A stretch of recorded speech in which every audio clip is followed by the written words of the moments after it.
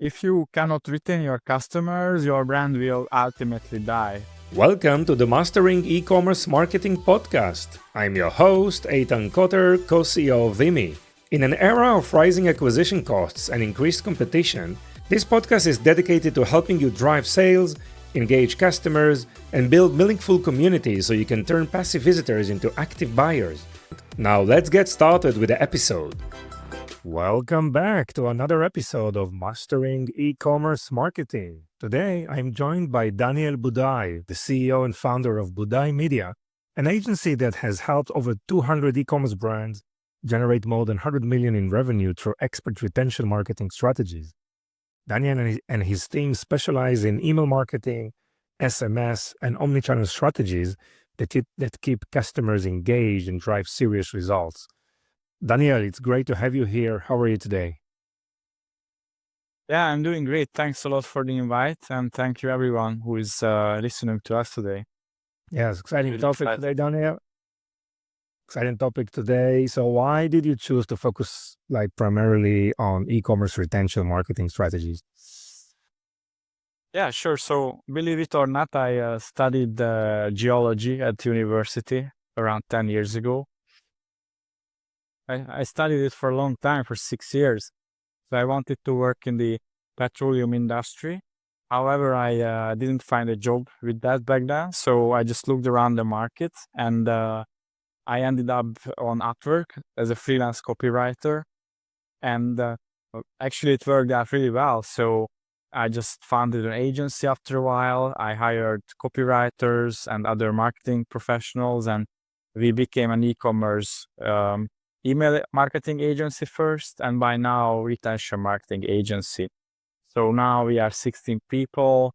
We work with 20 clients now, 70% US, and only physical e-commerce products. So it's been a journey, but that's where we are now for, after almost 10 years.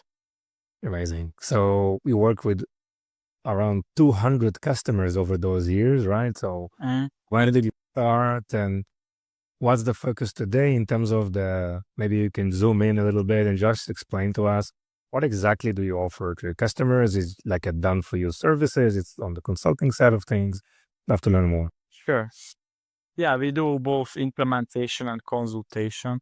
Actually, our average client stays with us for more than a year. We really want to have enough time spent with clients and on their marketing. So that's why we have only 20 clients with almost 20 people. I think that's a very healthy ratio, actually. That's why clients, they stay for so long. And everyone in the team has minimum 5 years of experience. So we don't really have junior marketers in the team. And also our approach is really understanding their whole business, their whole marketing strategy, and not just doing one thing for everyone and copy paste that. I can see this as a trend for, agencies out there. People, they share a lot of bad experiences. So we try to see the holistic strategy and then see where is the place of email marketing, SMS marketing in the overall strategy, and change the tactics based on the overall strategy. I think that's very important. So everything we do is customized to their strategy, basically. And I know you all about personalization, right? And using data to take smarter decision and to reach out to consumers in a more personalized way. So tell us more about that and what's the process around. Yeah, sure. So personalization is really key, and if possible, mass personalization. So there are companies with an email list of 100, 500, or even a million subscribers, and there you cannot do everything manually. I think this is where AI comes into place these days. AI copywriting, email design. I'm actually consulting with 2 software companies in the past few months. They are just shipping their first products, and they are AI-focused email marketing software companies. And what they want to do and achieve is sending 100 or 200 different email designs and email copies at the same time to your email list using AI. So this doesn't have to be done manually anymore, but 90% of the work can be done automatically using AI, and only you just need to QA it in the end, and that's it. So that's what I really call mass bulk personalization. You can use it even for large lists. So we don't do this yet, but this is where the world is going now. Um, what we do now in a tool like Klaviyo is setting up conditional splits based on gender, location, purchase history, and we create different email copy, different offers, all of that. That's how we personalize the emails. And I think AI will really transform this in the next 1 or 2 years, actually. Okay, so you have probably like A/B test on each step of the sequence, and you get some data, about open rates, click rate. Yeah. And what do you do? I mean, you just let the sequence go, continue automatically, or you just stop somewhere and say, okay, let's pause and let's try to probably focus somewhere else, or try to update things. Yes. This is usually working. Yeah, sure. So there are several steps here, or how we can do this. So we always track these metrics and we iterate based on the engagement, the sales we get, average order value. But A/B test can be one thing, but another thing could be as simple as deciding what is the best time of the day to send out emails. And we A/B test that using Klaviyo, and how this is done. So it sends out an email campaign around the clock in 24 hours, let's say 10,000 every hour to your whole list. And then it can see at what time we got the best open rate. And we decide based on that what is the best time to send future email campaigns. So it's really a data-driven thing, I would say. You also have to know what you want to test and what KPI you want to follow. Because if it's about send time or subject line or sender name, then open rate is more relevant. If it's more the copy or the design of the email, then the click-through rate is more relevant. And if it's your offer, then actually revenue can be the most important. So you have to be clear upfront what KPI you want to optimize. You want to have a thesis why you change something, what KPI you follow, and what you expect to happen. And you run the test, and then you can see, what happened, if your thesis was good or wrong, and you can iterate next, basically. And what sequences are we discussing here? This is like cart abandonment or upselling, or just providing data and insights, a value-based email. What will be probably a typical process for a customer? So what kind of content we want to send to subscribers, right? Yeah. That's a great question. And I think it really depends on the overall strategy. I'm a big fan of if you don't, let's say you have a store and you have not much idea what to send. I always say start with 50-50. So 50% promo and sales emails, 50% content, building trust, showing fresh reviews, but not sales. Most brands, they just send promotion all the time, unfortunately, and they really burn out their email list. Yeah. So in the short run, it can make nice numbers, but in the long run, it burns your list. And I regularly talk to brands making 2 million a month, and they still at this stage.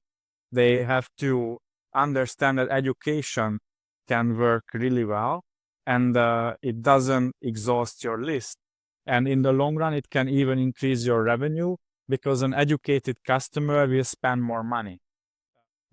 I can share you a recent example. I just bought a running watch or runner watch, a Garmin watch, and I looked around the market. I wanted to get the cheapest one because I just didn't value this watch. Like, I just want to check my pulse when I'm running. And then after I read the blog articles, I followed YouTubers, I became more educated, and then I ended up buying almost the most expensive one. So it was 3 times the difference. So that's the power of education. I really believe that. Um, and if you sell a supplement, a beauty product, electronics, many niches, luxury niches, and you educate people why it's expensive, why it's valuable, it takes more time to get them to buy, but it's worth to wait because they will spend much more money. Yeah. Yes, yes, yes. Very, very interesting. And so, what are some of the strategies that brands can implement to help them grow their newsletter list, subscribers lists? Yeah. So I would say a low hanging fruit. Many brands, they still don't use pop-ups. So you want to install pop-ups on your website, and this will really accelerate the list growth. I know many brands, they are afraid of pop-ups because they say it's annoying. I don't have good experience with them. You want to make sure that your pop-up is not annoying. The user experience is good. So if anyone wants to exit the pop-up, they can easily do it, even on mobile. Otherwise, you want to show the pop-up not too early. So show it after 30 seconds, can be even more. So I think everyone hates those pop-up that appears after 2 seconds. It's not a good experience. It's really annoying. Oh, So yes. yeah. So make sure that your UX is good. And these pop-ups, they can really speed up the growth of your list. And the checkout is another one. And there are some advanced tactics which we use with some clients. If you want, you can come up with an ebook or maybe with a challenge. I just talked to a client, they sell supplement. They will implement a 90-day keto challenge, and people, they can subscribe, they get an ebook, they join the challenge, hopefully they get results, and they can buy the product to get into keto diet. So it helps with sales, helps with education, um, helps your list growth, and they run Facebook ads to this landing page where they can subscribe. So it's a bit more advanced because you have to do a lot of things. Um, Email, a landing page, running ads. They created an ebook, but it works really well if you do it right. So, Yeah. yeah. Yeah, I like the campaigns lead magnet, right? I mean, it works for brands, companies that already have, I would say, solid number of followers, right? So they can leverage Yeah. those cap- those things, right? So I hear a lot, and probably a lot of companies are quite frustrated lately, maybe in the last year, with email Uh-huh.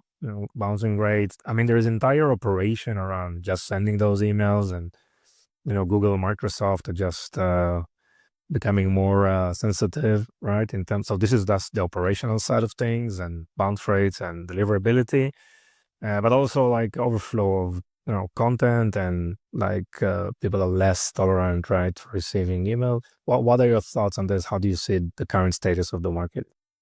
Yeah. Yeah, you are right. And especially Gmail, they became much stricter almost a year ago, I think, last February, March. Um, and actually, with those businesses where the engagement was already good before this, it's still really good. There is not much change. Um, but those who sent even cold emails, I used to send cold emails myself as well, so I really know. Now we barely do it anymore because it's really hard to sustain it. So for businesses with unengaged list, or even people who bulk send, they don't segment their email list.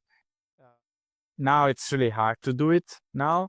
But if you have engaged subscribers, honestly, not much changed. That's my experience. So they didn't get affected. Yes, I totally agree. If you're a known brand and you have followers and subscribers, then yes, they know you. And so they see the email from you, it's fine. If they don't know, if you're a new brand, I mean, probably it's not the best marketing channels that you're out with. Probably it will come at a later stage. Right? You start with social or with the ads and content and various forms and get people to buy the product and they will become your newsletter subscribers, I guess, or email subscribers. Sorry. Interesting. So let's talk about the SMS part of the business. I mean, when do you start with SMS? What is the best practice for SMS campaign? Yeah, honestly, as soon as possible, because in general, email is more scalable. More people will give you their emails. SMS will be much fewer people. It's typically around one third of people who give you their phone number as well. So like 30%. But open rates, click rates are much better. Almost everyone opens text messages. They still do. And the click rates are much higher. It's around 10%, the average. Email is 1 or 2%. Yes. So you will get more clicks too. But again, fewer people will subscribe. So SMS is more limited. But compared to the money you spend on SMS, the ROI will be better. We typically get started with automations. Sorry. Abandon cart, post-purchase, win back, these automations, because they work 24/7 and they drive a really good ROI for brands. And we don't send campaigns. We tested this out, and you need a couple thousand phone numbers to make sense to send text message campaigns. So just set up automation as soon as you can. See the numbers. I'm almost sure it will work out well for most brands. And once you have a couple thousand subscribers, you can try campaigns as well. Yeah. Got it. So you mentioned automations. What are some of the like must-have automations that every e-commerce business should implement like today? Yeah, sure. So abandon checkout, very similar to email. Browse abandonment. Those are people who just check a product page, but they don't use the cart button. They just leave. And then post-purchase, so your new customers. Win back, that's for people who are labs, who haven't opened any SMS or the email in the last 90 days. You can send them a win back. And then actually the most important is your welcome flow. That's for new subscribers who never purchased. Usually that makes the most revenue, actually, the back. Yes. There are a lot of tools today that can probably get you the email or with high probabilities of someone just spending 2 seconds on your website, right? Do you try these tools? Do you implement that? Yeah. You mean like software tools for this? Yeah, about to yeah. Do you want me to mention a few, or let's not tell them on their names? Yeah, it's okay. For email, we are a huge fan of Klaviyo for 6 years, and there are competitors now, but I think they are still the best. So for SMS, it's more diverse. We use Klaviyo many times, but just because the email is already there. But if I have to mention another one, it's called Recart, and it's a European-based company, and they have a really good UX experience. So because many tools, when you subscribe to SMS, they send you the SMS too late, like 5-10 minutes later, and people, they have to wait. And nowadays nobody wants to wait for anything. So Ricard is really good that you can easily subscribe to the phone number list on the website. If you purchased in the store, you don't even have to type in your email or your phone number anymore. It recognizes your phone number, which is really good. And so it takes one click, and then you get the SMS immediately with the coupon code. So everything is very smooth. That's why I really like Ricard. they made the opt-in experience very smooth, which is very important for opt-ins. Yeah. Daniel, I see a lot of development in the world of retention. Let's call it. It's kind of a breathing terminology of spheres of functionalities that just keep growing and growing, right? How do you define retention? What's retention for you? Yeah, that's a great question. Yeah, retention marketing, right? So I think ultimately it's about increasing the lifetime value of customers. So many brands, they are really good at acquiring customers. They are really good at running ads, converting the first purchase, but they really struggle to get them back, to buy again, second time, third time, and so on.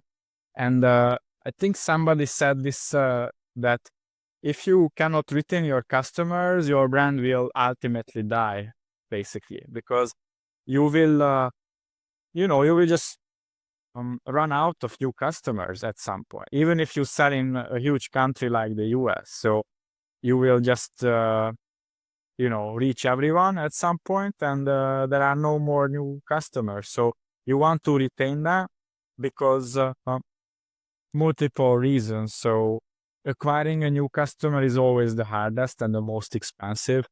It's 7 times more expensive than retaining one. So that's a huge difference. Yes, I think it's that seven number. That's a magic number. I think is on its way up, right? I don't know if it's 70 today, but definitely on its way. But it's getting so expensive to acquire customers than it used to be, right? Yeah, definitely. So yeah, that's a big thing. And then again, the market gets saturated after a while. So and also honestly, just as a business owner, it's so much easier to make revenue and profits from returning customers. I also know it because 90% of my clients, they are retained, they stay here for more than a year. So it makes things so much easier than you always have to chase them every week, every day. Uh, so yeah, I don't know. It's just I don't want this to be my life purpose to chase new customers all the time as a business owner. Okay. So you need a lot of energy, a lot of tenacity just to keep going, and yeah, it's getting more and more interesting and complicated, obviously.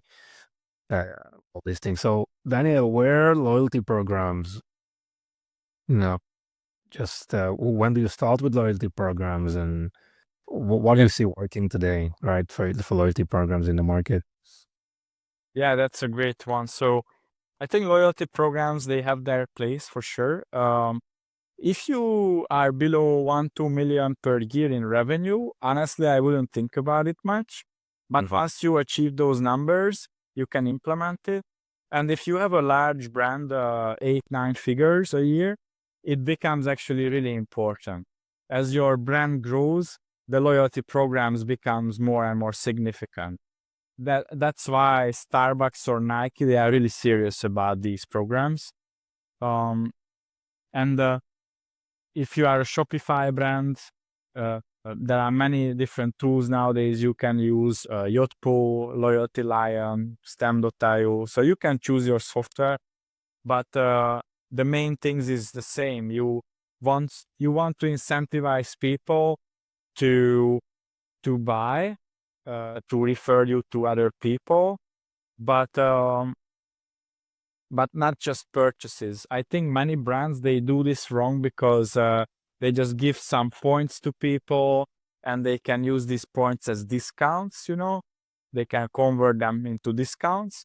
But big brands, they are smarter than that. For example, Nike, they incentivize you to run more kilometers.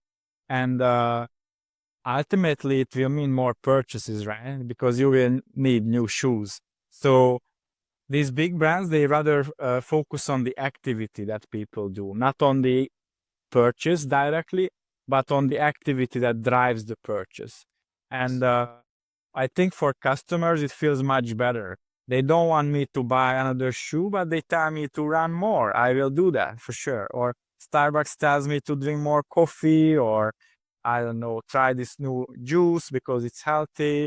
Okay, I will do that. So they rather focus on the action, and I think everyone can learn from these examples. Yes. Uh, I mean, yeah, companies like Starbucks today, they are diversifying. I mean, coffee is probably the last thing that is interesting for them today. They are like, they have studios, they create like full feature films, right? And series and TV series. And yeah. it's like an entertainment or a place. So about that one. Yes, yes. I mean, it's like all over the place, right? So I guess there is some some signs that you start, building more of a brand loyalty or some kind of an additional layers of your business just makes customers stick, right? It's very, very interesting. Daniel, you mentioned that about your company retention, right? Customers staying with you for more than a year. Why do you think they stay? What's so unique and special and different that you do? Yeah. Thank you for that question. Uh, I think because we have maximum 20 clients with 18 people now. So every client has enough attention. I know we have AI nowadays. Everyone tries to automate everything. I always say we use AI, but we don't rely on it. So I make sure everyone is a good marketer, actually. And they use AI a lot, but we don't rely on it. If ChatGPT shuts down tomorrow, we are still great marketers, and we spend a lot of time with clients. So I think ultimately it's just enough attention to clients and good communication with them, almost like being in that in-house team, and also helping them holistically. We have them not just with retention many times. We come up with strategies for acquisition or what to change on the website. So we really want to grow them ultimately. Yeah. I can see many agencies, they are in silos, they just do one thing and that's it. It feels very separated from the business, and they are easy to replace in that way, I think. Yeah. Yes. I mean, specifically around ChatGPT and AI, right? I mean, as the models are evolving, like every 3 months or so, and people when they read content, when they see content, they also improve in identifying AI originated content. And Yeah. I mean, you can do so much damage, right? When using AI as a brand, just key your entire positioning and customer sentiment while you use these kind of tools. So people think you're not serious and you're not authentic. Like authenticity is so important, right? And just ChatGPT is just Yeah. like the other way around. Like it's 180 degrees from authenticity. So I just encourage anyone out there just to be aware because ChatGPT is just killing your business if you're not managing it right. And as you say, it's a tool to use. It can be the front end, the front interface, right, of the company. Um, Daniel, few last questions. What are some of the tips you can provide to brands out there in terms of, email, SMS, loyalty programs? What are some of the tips you can provide? Yeah, sure. I think it really depends on the size of the brand as well. Do you want me to break it down based on that? Yeah, sure. Okay, so I think if you are just starting out as a small business, let's say, below 1-2 million a year, let's say, in e-commerce, then I think list growth is the most important. I already shared a couple things like implement pop-ups, make sure it's not annoying. Uh, so yeah, if you are a larger business, then you probably have a certain size of list already. Mm, in that case, I would make sure that your copywriting, your email design is solid. I can see, especially nowadays, that many brands they are good at the technical parts, but they are not as good with the email creatives. The copy is boring. They just share a discount code and that's it. But the customer is smart. You want to treat them as your wife. I think there is a saying like that. Yeah, you want to have good creatives, good images, quality copywriting, all of that. It can really make a difference. Also, don't just send discounts and promo, but try to send them nurturing content emails as well. And then once you become a larger brand, now I consult with a few actually, and what I see, they have a large database, like 500,000 subscribers, but they have so much data, they don't have enough time and resources to analyze it. So if it's needed, hire a consultant, invest into software tools, but using that big database, you could come up with a lot of really smart segmentations, how to message people differently based on the data. You can find a lot of patterns. So really invest into understanding your list better and use that data. I think that's the biggest challenge of bigger brands these days. Yes, right. I mean, just this data overwhelm, right? I mean, what do you focus? Because I mean, they want to know everything, but everything is just knowing nothing, right? And how do you make a process that you really zoom in on the real things that you need to improve and to discuss? I mean, to analyze and dissect and everything. So, um, great. And you also have the top 100 e-commerce emails collection, right? You want to talk about that as well? Yeah, briefly I can. So I with my team we created this guide. It's basically our best performing 100 emails. I don't know if you can share this in the description, but can provide the link. If you go to that link, you can get access to it. Basically, it's both email flows and campaigns. The most successful one generated, I think, $150,000 in one day. And the best email flow made more than $1 million in 90 days. So those are really effective emails for bigger brands. And I hope everyone can learn from these, how to do their emails.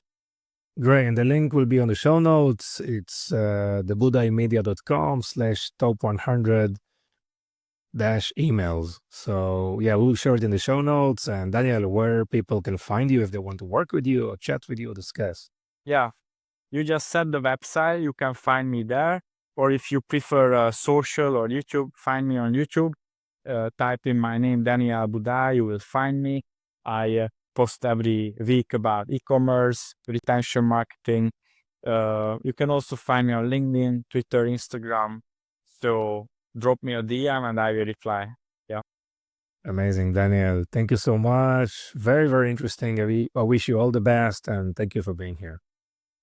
Thank you, everyone. Have a great day. Thank you for listening to the end of this episode. If you found this episode valuable, please subscribe so you won't miss any of our future content. Explore Vimy, the video commerce platform that includes live shopping, shoppable video, and social commerce capabilities. Visit Vimy at www.vimy.net. We appreciate your support and look forward for bringing you more valuable insights in our next episode.